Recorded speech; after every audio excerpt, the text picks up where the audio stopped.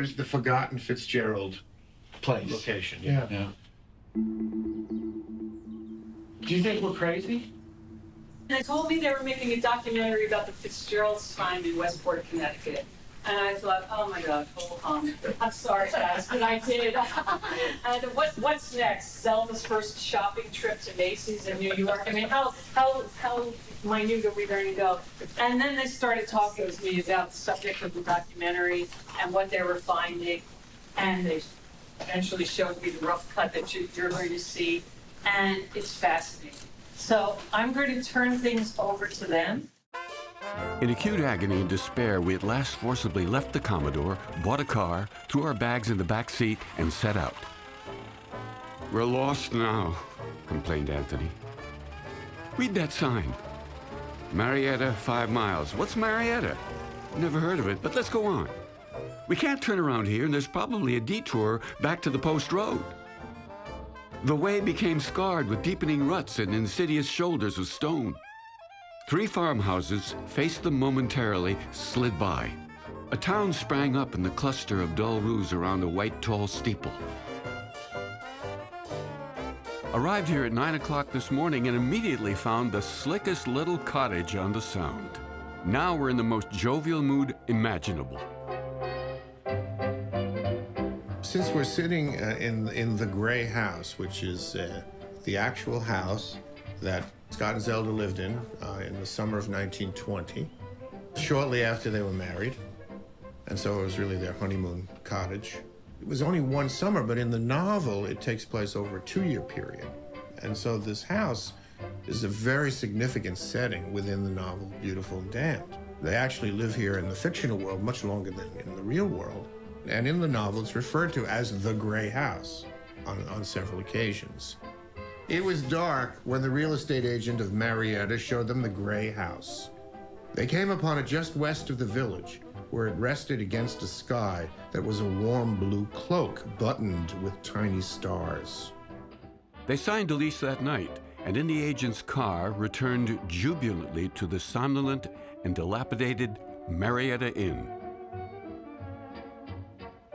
For the first time since their return, she knew what she wanted.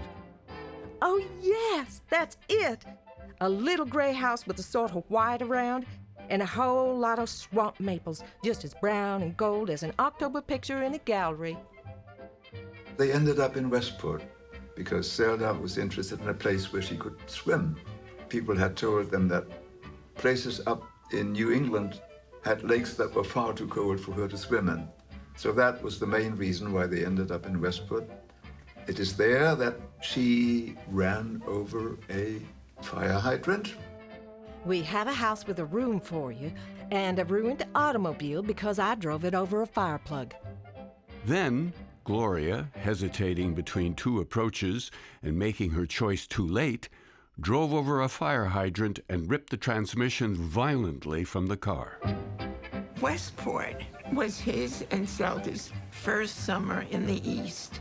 Think of all of us when we're around 20 and we see some other landscape. That has an effect that 10 years later, it wouldn't have. It's about growing up. Well, that had to be very powerful. We have to remember that when he went to Westport, all of that was new. This was a new kind of living. These were new people. And he was seeing for the first time the great gaudy spree of the 1920s playing out in front of his eyes. This postcard was written to her mom, and Zelda's writing to her mom, "Thanks for the sheets." Right, because she's just gotten married. Yeah. She's 19. Yeah, it's like She's in college. You start out after they get married in Save Me the Waltz, they're in the scene where they're basically in the plaza in New York, right? And so they're in the bed together, and you sort of see this very claustrophobic space, and then they move. The next place they move is to Connecticut. The book moves to Connecticut, right? And so this is her chance to be the woman of the house, and yet she cannot fulfill that role. You know, you just mentioned something that I never really thought about before. Her only novel, Save Me the Waltz.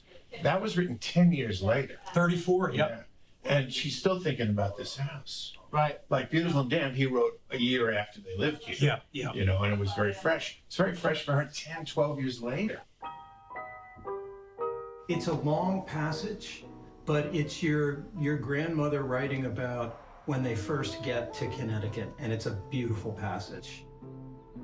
I'm reading from Zelda's book, Save Me the Waltz, and this is her description of what we think might be Westport. The green hills of Connecticut preached a sedative sermon after the rocking of the gritty train.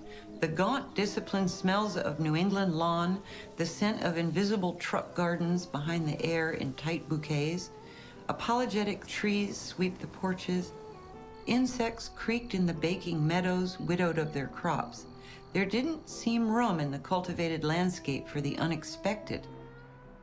I mean, all they'd done was get kicked out of hotels up until then, so it makes sense they would be trying to settle down in Connecticut. Liquor came in on Campo Beach, a short walk from where Fitzgerald and Zelda lived that summer. 16 stills were reported in Westport. Truck carrying $17,000 worth of booze held up. Hawthorne N again seen of booze selling. It is alleged that Rose was involved with a gang shooting at the Metropole. What place is that? The old Metropole. Filled with faces now dead and gone. Filled with friends, gone now forever. I can't forget as long as I live the night they shot Rosie Rosenthal there. Bald Jack Rose was implicated in the conspiracy to kill Beansy Rosenthal. It was the most sensational event of the time in the criminal justice world. He was a very simpatico, unsavory type, but perfect for a novel.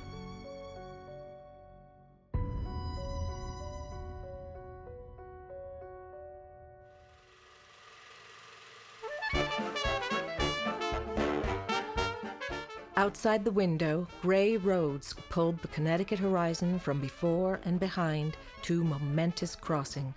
A stone Minuteman kept the peace of the indolent fields. More from their fear of solitude than from any desire to go through the fuss and bother of entertaining, they filled the house with guests every weekend and often on through the week. We've been having a gay time, drinking too damn much. I don't think Zelda was painting yet, and I don't think, and Scott was probably working a good part of the day, and I don't think they had any breaks on their drinking. I think they were still learning to party. It's been reported that Zelda loved to go skinny dipping at Hendricks Point, which was just beyond there, so she could have just walked out the back door. They reveled in the orgies of Westport. Arthur on the rocks. Tried to take a country road and he lost the wheel. The party on its way to the Miramar Inn. Fitzgerald in his ledger. I would suggest taking a look at his time period in Westport. 1920. Revelry and marriage. The rewards of the year before. The happiest year since I was 18. 1920 was the magic year in Fitzgerald's life. I don't think he was ever as happy again. In 1919, I had made $800 by writing. In 1920, I had made $18,000. I always felt a story in the Post was tops, a goal worth seeking. It really meant something, you know? They only took stories of real craftsmanship, but Scott couldn't stand to write them. Westport was a formative experience for Fitzgerald. When he lived there, he was existing hand-to-mouth on short fiction that he wrote for the high-paying magazines. You have to remember that Fitzgerald did not inherit money. He didn't have a trust fund. He didn't marry money. He had to earn his money day by day by going to the work table, and he was quite disciplined about it. In his personal life, he was undisciplined and ragged. But in his professional life, he got down to business. In Scott's essay, The Cruise of the Rolling Junk, written while in Westport, he was already worrying about money. We're living above our income, and all we've got to show for it is a farmer's car and a few clothes. Don't let the victor belong to the spoils. You mean write trash? Richard considered. But the really awful days aren't when I think I can't write. They're when I wonder whether any writing is worthwhile at all. I mean, whether I'm not a sort of glorified buffoon. But he published some of his best stories while he was in Westport. Mayday, The Cut Glass Bowl, Bernice Bobs Her Hair, and The Ice Palace, which is one of my favorites. It was a time where Scott had the confidence of having been a success as a writer, and Zelda hadn't found her voice yet, although she wasn't unhappy. I don't think that Scott was borrowing her diaries for writing Beautiful and Damned. I recognized a portion of an old diary of mine which mysteriously disappeared shortly after my marriage, and also scraps of letters which, though considerably edited, sounds to me vaguely familiar. In fact, Mr. Fitzgerald, I believe that is how he spells his name, seems to believe that plagiarism begins at home. Zelda had always fascinated Fitzgerald. He was enamored of her very much, but also he saw her as wonderful material for his fiction. When those diaries came into his hands, he must have seen them both as a document that gave him insight to his life, but also he must have seen their commercial possibilities. George G. Nathan, Scott's editor at the literary magazine Smart Set, found Zelda's diaries in the basement of the Westport home. They interested me so greatly that in my capacity as a magazine editor, I later made her an offer for them. When I informed her husband, he said that he could not permit me to publish them since he had gained a lot of inspiration from them and wanted to use parts of them in his own novels and short stories.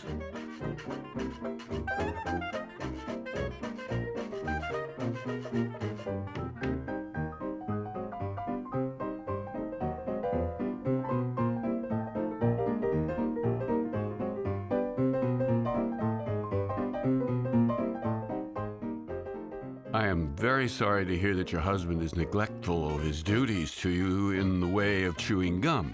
That is the way husbands get after 5 months of marriage. Zelda knew how to tantalize men.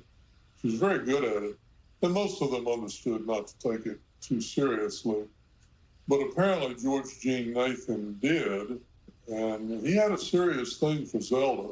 So much so that Scott had to have a little talk with him. Many years after leaving Westport, Zelda painted a lampshade featuring some of the places they'd lived, including the Gray House in Westport. Zelda put Nathan on that lampshade, maybe as an act of rebellion against Scott, because he did try to manage her. She was pretty unmanageable, though. I don't think he had much success. One more thing we found interesting is the Great Neck House isn't on that lampshade where they spent the most amount of time, but Westport is. In May of 2015, the Fitzgerald Great Neck home went on the market. It garnered worldwide coverage in such media outlets as the BBC, the Wall Street Journal, and the New York Times. That same month, the Fitzgerald Westport home finally sold. It barely generated local press, let alone international coverage. The Fitzgeralds spent a lot of time with Scott's Princeton friends, including Alexander McCaig, who also kept a diary. The McCaig diaries are particularly valuable because though he was friendly with the Fitzgeralds, he also was somewhat disapproving. We're only the second people to contact you about this diary? Yes, that's correct. The other person was from either North or South Carolina. Great. And it was several years ago. McCaig's diary has been quoted by biographers, but it seems to be the same things quoted over and over. That's why we wanted to see it. Well, the reason the biographers are all quoting the same source is that they're quoting each other. We've read McCaig's diaries from start to finish and came up with some pretty startling revelations. Look at that, he comes back from the party, came back that night, very ill, exclamation point. Just 9 days after Scott's wedding, McCaig wrote, "Called on Scott Fitz and his bride. Latter temperament, small town, Southern belle. Chews gum, shows knees. I do not think marriage can succeed. Both drinking heavily. think they'll be divorced in 3 years. Scott will write something big, then die in a garret at 32. Many people envied the Fitzgeralds, and many of Fitzgerald's Princeton friends who did not take him seriously when he was an undergraduate there were astonished that he could become the kind of writer that he did. People fell in love not with Zelda and not with him, but with the two of them together. By the 4th of July, their partying had become as time-consuming in Westport as it had been in New York. Firemen made quick run to Minuteman but found no fire. Operator says alarm came from Fitzgerald's. They deny it. Some member of the family suggested that possibly someone came into the house during their absence and sent in an alarm. Fitzgerald's, from whose telephone central says the alarm came, deny it. Say they were out of the house, but will pay costs. Legend has it, when the fire chief asked Zelda where the fire was, she pointed to her breast. Did you ever read this short story, The Cruise of the Rolling Junk? No. It's like the first road story. We began to sing a song about biscuits. The song related how down in Alabama all the good people ate biscuits for breakfast, which made them very beautiful and pleasant and happy, while up in Connecticut all the people ate bacon and eggs and toast, which made them very cross and bored and miserable, especially if they happened to have been brought up on biscuits. When I was researching a book I wrote about my mother, I went to Montgomery, Alabama, and met one of Zelda's old childhood friends, Catherine Haxton, and they had danced together, they were belles together.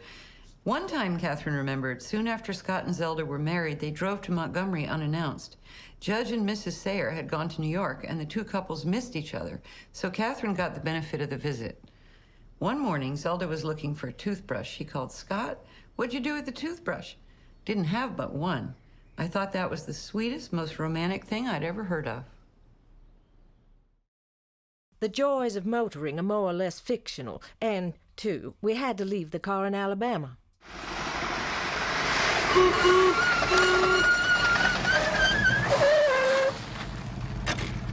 You are a rotten driver. We missed it, didn't we? In the case of The Cruise of the Rolling Junk and The Beautiful and Damned, a lot of it had to do with automobiles and driving, which was a novel sort of thing. You read The Cruise of the Rolling Junk and you see that car travel was hazardous and dangerous and a great adventure. All of that comes to fruition in The Great Gatsby with Gatsby's gorgeous yellow car. It all does come in a sequence, and it helps you track Fitzgerald's thinking and the development of his thought. I think, as some people have said, Gatsby was his second try at it. The Beautiful and the Damned was the first. It worked in The Beautiful and Damned, so he's going to draw from it and put pieces of it in Gatsby, too. Makes perfect sense.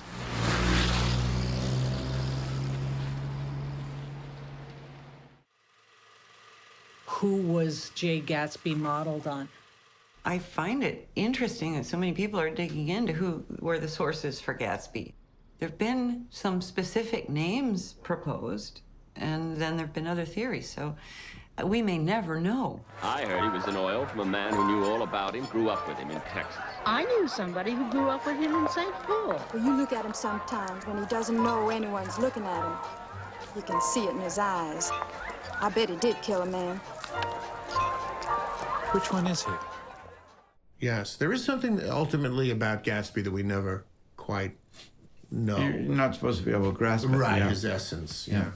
But I don't think there's any one person who served as a model for Gatsby.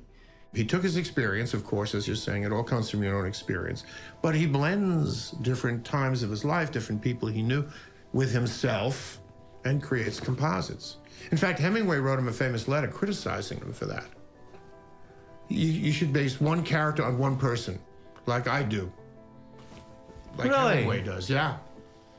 You could have the ambition and the pretense that you would be able to see so thoroughly into another person's character that no part of you would show up in the description. And I'm not sure I believe No, that. I don't either. And I think Fitzgerald wrote him back and rejected. It all converges on Gatsby, and Gatsby is inexhaustible. All those people who claim to have a piece of Scott's original raw material in their community, they might have a partial truth. Everyone's colored by their own prejudice of where they grew up. So when we interview people from Long Island, they're all convinced Gatsby's from Long Island.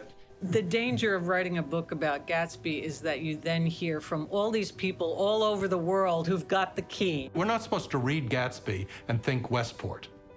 That wasn't Fitzgerald's intention. He wanted us to read Gatsby and think Long Island. But since he didn't have those experiences on Long Island, since they came out of his magic year of 1920 on Westport, where he had a beach, he had a cottage next to a mysterious recluse, that's what he's using as his model. I think the interesting thing about all of these speculations and surmises and everything is that it's great if it enlivens the book. It's awful if it weighs it down. My father was on the scene when we started to lose our way during Gatsby's time, and he recorded it all. The generosity, the greed, the innocence, and the cynicism, the magnificence and the waste that was America between the two world wars. People read him now for clues and guidelines, as if by understanding him and his beautiful and damned period, they could see more clearly what's wrong. The thing that jumps out for me is she also puts in and his beautiful and damp period, which is... I can see that puts it right in your movie. Yeah.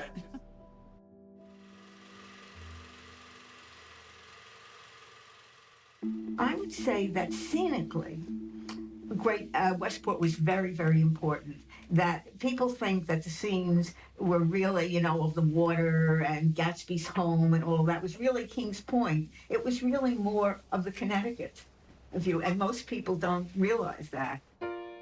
Again, the obvious that I missed for decades reading the book, you can look out across the water and see a dock and a green light. You can in Westport. He didn't have that experience in Long Island.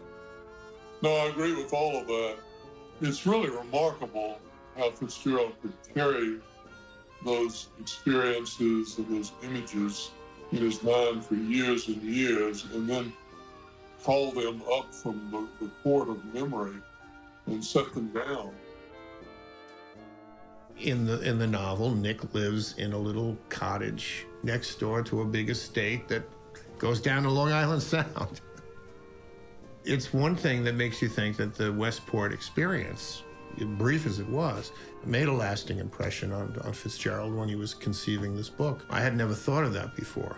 But it's certainly next door, the way Carraway's cottage is next door to Gatsby's mansion, to this estate and a mansion right next to where we're sitting just now. Yeah. And I can imagine that even if he was thinking of setting the book in North Shore of Long Island, it's the next door-itness of it, as you pointed out, that may have stuck in his mind, and he added that detail to the book. Maybe it didn't do anything more than just give him permission. To move things around. To say to himself, there could be a grand house, and there could be a little dinky little house right beside of it. I know this because I lived in one. That's right.